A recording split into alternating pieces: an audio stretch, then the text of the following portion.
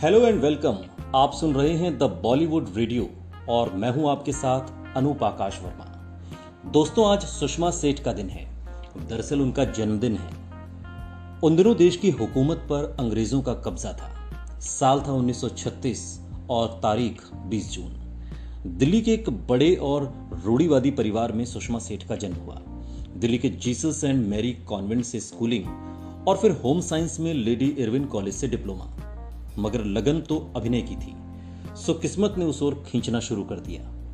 करीब 7 साल की उम्र से ही स्कूल के ड्रामा में पार्टिसिपेट करने वाली सुषमा सेठ ने जब 15 साल की उम्र में 75 साल के नवाब का रोल किया तो देखने वालों ने दांतों तले उंगली दबा ली।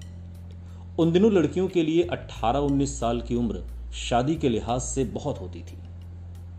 स्कॉलरशिप मिली अमेरिका में बतौर सब्जेक्ट ड्रामा में पढ़ाई करने की, तो घर वालों ने कहा सुषमा सेठ के पिता से कि कहां इस उम्र में विदेश भेज रहे हो, लड़की की शादी करो और ससुराल भेजो।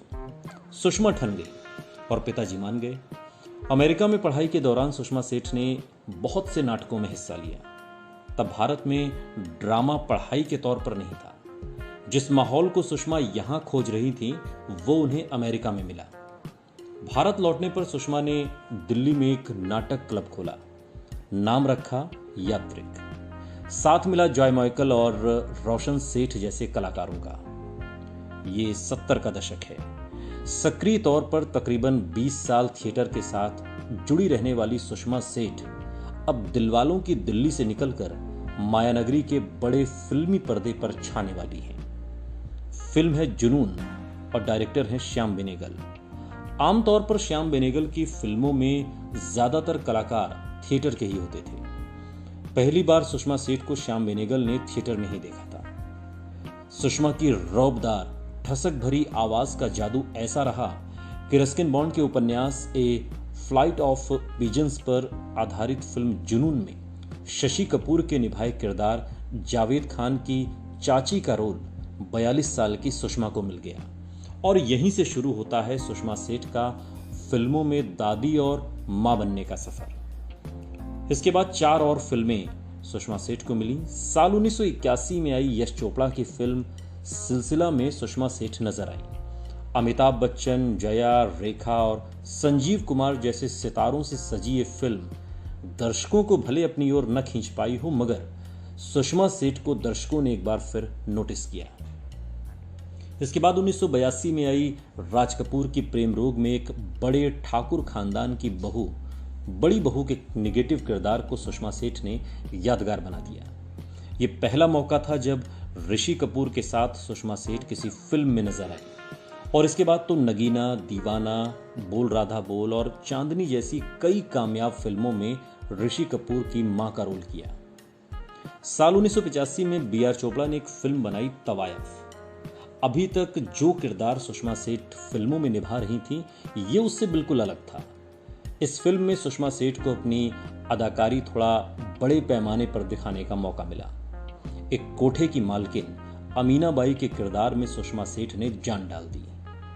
इस शानदार रोमांटिक ड्रामा फिल्म में अपने बेमिसाल अभिनय के लिए सर्वश्रेष्ठ सहायक अभिनेत्री का फिल्म फेयर पुरस्कार सुषमा सेठ को मिला।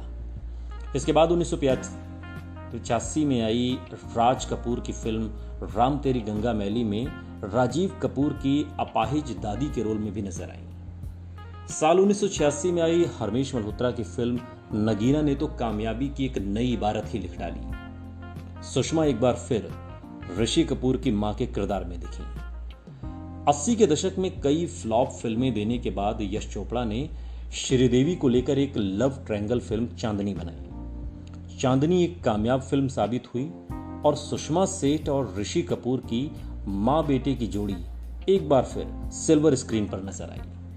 मां बेटे की जोड़ी एक बार फिर साल 1992 में आई राज कंवर के दीवाना में भी दिखी, जिसमें एक बार फिर ऋषि कपूर की मां का किरदार सुषमा सेठ ने निभाया। साल 2001 में फिल्म कभी खुशी कभी गम में एक मल्टी स्टार और एक महंगी फिल्म बनी। अमिताभ बच्चन, जया, शाहरुख, काजोल, ऋतिक, करीना जैसे बड़े सितारों के बीच सुषमा सेठ ने अपनी जगह बनाई और फिल्म में जया बच्चन के किरदार नंदिनी रामचंद की मां का रोल किया। हालांकि फिल्म में पर्दे पर ज़्यादा स्पेस तो नहीं मिला, मगर फिर भी जितना मिला उसमें सुषमा के अभिनय का जो अनुभव है वो नजर आया। इसके बाद साल 2003 में आई यश जौहर और करण जौहर की फिल्म कल हो ना हो में प्रीति जिंटा की दादी लज्जो कपूर का किरदार निभाया। इसके बाद 2009 में आई फिल्म पल पल दिल के पास, 2012 में स्टूडेंट ऑफ द ईयर, 2015 में शानदार और तमाशा, 2017 में फिल्म नूर। हालांकि फिल्मों के अलावा साथ साथ सीरियल्स में, धारावाहिक में भी सुषमा सेठ लगातार काम करती रही। 90 का दशक आते आते सुषमा सेठ ने टीवी की दुनिया में भी अपनी एक अमिट छाप छोड़नी शुरू की। दूरदर्शन के हम लोग और देख भाई देख से सुषमा सेठ घर घर की दादी के रूप में मशहूर हो गई। दूरदर्शन के सीरियल हम लोग में दादी के किरदार की दीवानगी देश पर कुछ ऐसी छाई कि लाखों खत सिर्फ इसलिए आए कि कैंसर से जूझ रही दादी के किरदार को मारा न जाए। और इसके बाद कई टीवी सीरियल्स में सुषमा सेठ नजर आई, मसलन अम्मा एंड फैमिली, मिली, ये हुई ना बात, वंश, कई धारावाहिक इसके बाद सुषमा सेठ ने किए। उम्र के 83 बसंत देख चुकी सुषमा सेठ आज भी कुछ नया सीखने का जज्बा रखती हैं। खाली समय में संगीत और पेंटिंग के अलावा इंटीरियर डिजाइनिंग से लेकर बागवानी तक सब कुछ। आखिर यही तो है एक जिंदा दिल शख्सियत की पहचान। अनूप आकाश वर्मा को दीजिए अनुमति, सुनते रहिए द बॉलीवुड रेडियो।